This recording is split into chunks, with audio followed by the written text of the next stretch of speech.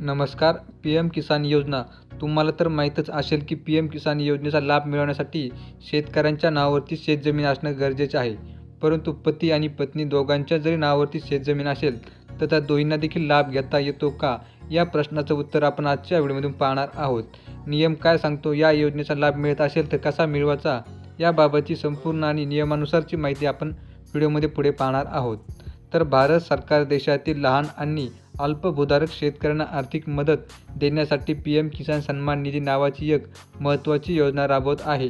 या योजनेअंतर्गत भारत सरकार देशातील गरीब शेतकऱ्यांना दरवर्षी 6,000 रुपयांची आर्थिक मदत करत आहे. ही 6,000 रुपयांची आर्थिक मदत सरकार दरवर्षी 3 हप्त्यामध्ये शेतकऱ्यांच्या खात्यावरती पाठवते.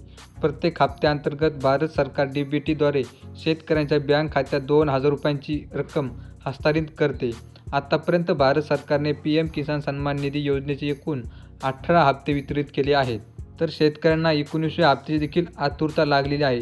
आधी आपण पाहूया की 19वा हप्ता कधी येण्याची शक्यता आहे आणि नंतर आपण प्रश्नाचं उत्तर पाहूया की पती पत्नी दोघांना देखील योजनेचा लाभ मिळू शकतो का? तर 19वा हप्ता कधी येणार? 18वा हप्ता येऊन जवळपास 3 महिने होत आहेत.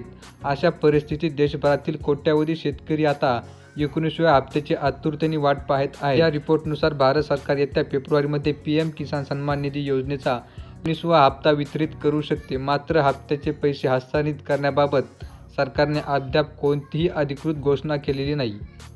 तर आता आपण या प्रश्नाचं उत्तर पाहूया की पती पत्नी योजनेचा लाभ घेऊ शकतात का? तर अनेक शेतकरी अनेकदा विचारतात की कुटुंबातील पती पत्नी दोघेही पी.एम. किसान सन्मान निधी योजनेचा लाभ घेऊ शकतात का? तर योजनेच्या नियमानुसार किसान सन्मान निधी योजनेचा लाभ फक्त अशाच लोकांनाच मिळतो ज्यांच्या नावावर शेतजमीनची नोंदणी आहे.